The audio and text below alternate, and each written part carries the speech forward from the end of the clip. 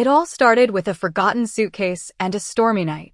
14-year-old Noah Blake never imagined that a weekend at his quirky godmother's countryside cottage would change his life forever.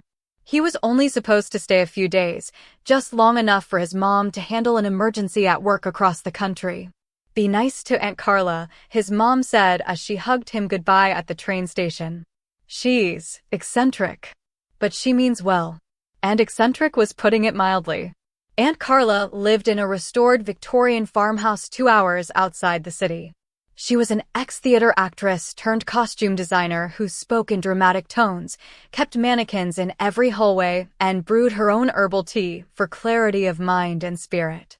Noah had visited her a few times growing up, but only for short afternoon stops. He'd never stayed the night, let alone an entire week. But that's exactly what was about to happen. When he arrived, it was pouring rain, and the power flickered off just as she opened the door. "Darling Noah," Carla sang, arms outstretched in a velvet robe that looked like it belonged in a Shakespeare play. "You brought the storm with you." She swept him inside, kissed his forehead, and immediately launched into her usual swirl of activities, feeding him ginger biscuits, giving him a tour of her new collection of vintage hats, and lecturing him on the merits of French lace. But as the night wound down and Noah went to unpack, he realized something terrifying. He forgot his suitcase. Not just forgot, his mom had taken it by mistake, and her phone was off. All he had were the clothes on his back. Carla tucked her chin thoughtfully. "Well, this is a puzzle," she mused. "But not unsolvable. I do have options." Noah blinked. "Options?" She pointed toward the hallway lined with mannequins. "Sweetheart, I have wardrobes full of clothing. Most of it is theatrical or feminine, true. But clothes are just costumes. And in theater, you become the role." Noah expected her to laugh. Maybe offer him a hoodie and sweatpants. Instead, she handed him a silky robe and said with a wink, "The mirror is kinder when you play along." He hesitated. "Wait, you're serious?" She nodded. "Serious as stage fright. But I promise, it's just for tonight. We'll figure out a better solution in the morning." Noah looked down at his soaked jeans and sweatshirt. The thought of sleeping in wet clothes was awful. The robe she offered was soft, clean, warm, and smelled like lavender. "Fine," he muttered, grabbing it. "But this is temporary." Later that night, in Carla's guest bathroom, Noah dried off and slipped into the robe. It wrapped around him like a second skin, smooth and strangely comforting. He caught a glimpse of himself in the mirror, hair wet, face soft in the low light. For just a second, he didn't look like Noah. He looked like someone else. Someone delicate. Maybe even pretty. He stared. Then quickly looked away. The next morning, Carla was already making tea when Noah padded into the kitchen, still wearing the robe. "My, don't you look elegant," she said, raising a playful brow. "I look like a ghost in a bathrobe," he grumbled. "Nonsense. You look like a blank canvas." Which gives me an idea. Before he could object, she whisked him away into what she called her studio, a converted attic space filled with mirrors, fabrics, wigs, and more makeup than any store he'd ever seen. "I call it the mirror game," she declared, twirling. "Just for fun. We pick a look, and you try to recreate it. You might be surprised what you find."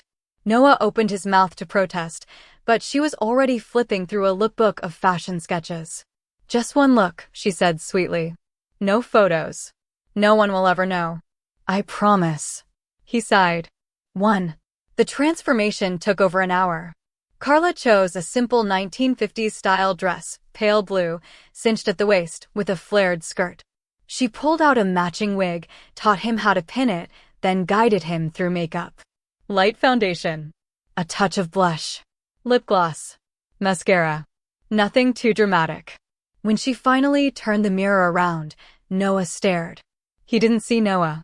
He saw someone else. Someone real. "Whoa," he whispered. Carla beamed. "Darling, you look divine." "It's weird. Because you expected a joke. But what you found was possibility." Noah didn't know how to feel. But deep down, beneath the confusion, something else stirred. Curiosity. Excitement. Maybe even joy. And that was only the beginning. That night, Noah couldn't sleep. Every time he closed his eyes, the mirror image stared back at him. Not a boy in borrowed clothes, but a girl who looked calm, confident, complete. He kept telling himself it was just makeup. Just lighting. Just a weird experiment with Aunt Carla. But the soft fabric of the borrowed nightgown, the absence of rough denim, the smooth sensation of shaved legs under the sheets, it all felt too good to ignore. Carla, of course, was waiting in the kitchen the next morning with a cup of cinnamon tea and a grin like she'd already won. "Morning, darling. Sleep well?"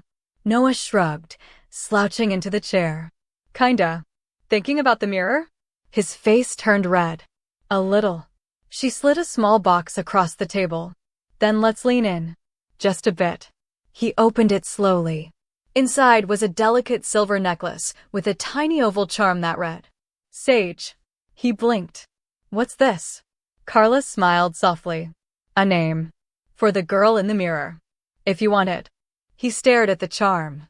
Sage. It was simple, beautiful, gender neutral. Like it could belong to someone thoughtful, curious, artistic. Someone unlike the awkward kid who never quite fit in at school. "You don't have to keep it," Carla said gently. "But I've learned over the years sometimes names find us, not the other way around." Noah, or maybe Sage, picked up the necklace. "Can I try it?" Carla clasped it around his neck.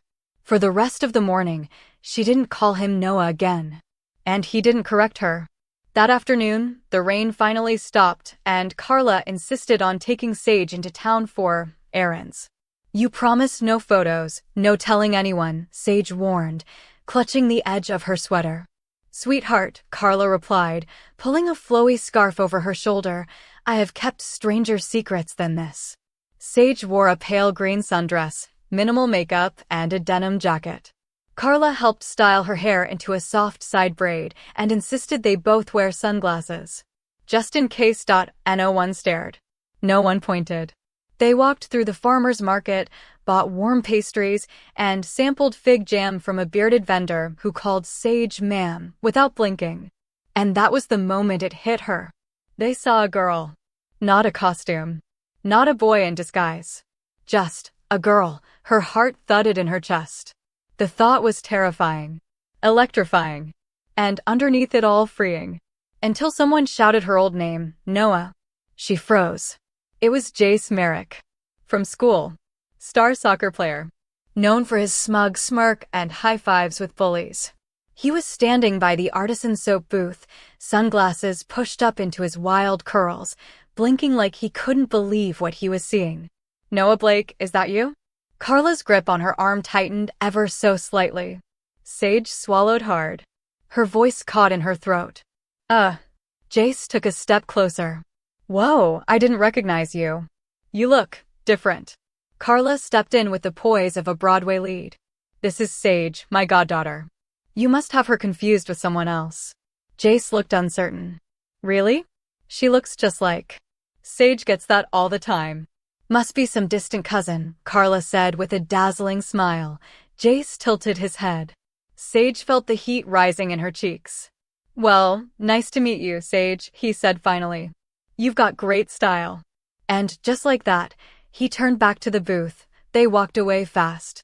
"Carla," Sage whispered as soon as they were out of earshot. "He knew it was me." "No, sweetheart," Carla said calmly. "He thought it was you. And now he's not sure. And you handled that beautifully." Sage exhaled. Her hands were trembling. "I didn't hate it," she said after a while. "Being seen like that. It was scary. But also kind of amazing." Carla linked arms with her. "Welcome to the tightrope, darling. But you're walking it like a star." That evening, back in the studio, Sage did her own makeup for the first time. It wasn't perfect. Her eyeliner smudged, and her lipstick wasn't even. But when she looked in the mirror, necklace glinting in the lamplight, she whispered to her reflection. "Hi, Sage." The girl in the mirror smiled back. And for the first time in her life, she smiled too. It had been 3 days since Sage had stepped into the mirror and seen someone she never expected herself. In those 3 days, she had learned how to walk in heels without tripping too much, how to apply mascara without poking her eye out, barely, and how to breathe through butterflies when strangers called her ma'am or sweetheart. But what surprised her most was how much she missed it when she took the clothes off. Not just the fabrics or the look, but the feeling. Freedom. Permission. Belonging. Carla, of course, acted like this was the most natural thing in the world. On Wednesday morning, she peeked into Sage's room and announced, "We're doing brunch at the Garden Window Cafe today. You'll want something floral." Sage hesitated. "Do you think I'm pushing it too far?" Carla paused, then entered the room slowly. "Only you can answer that. But I'll say this, every time you've looked in the mirror this week, I've seen a girl falling in love with herself for the first time. And that's not something to fear." Sage picked a soft lilac dress with tiny rose patterns. She added the silver sage necklace and, this time, did her makeup without help. At the cafe, a woman complimented her earrings. The waitress smiled warmly and asked, "Are you two sisters?" Sage nearly choked on her lemonade. Carla just winked. That afternoon, Carla disappeared into town for a fabric pickup. Sage had the house to herself for the first time. She turned on some music, pulled out Carla's old dance costumes, and twirled in the living room, laughing as she spun in a sequin tutu. She was still in the middle of her solo performance when the doorbell rang. Heart pounding, she froze. She wasn't expecting anyone. Still in full Sage mode, dress, makeup, styled hair, she peeked through the curtain. And her heart sank. Jace Merrick. Again. This time, at her front door. She nearly bolted. But before she could run, he saw her through the window and raised a hand in a nervous wave.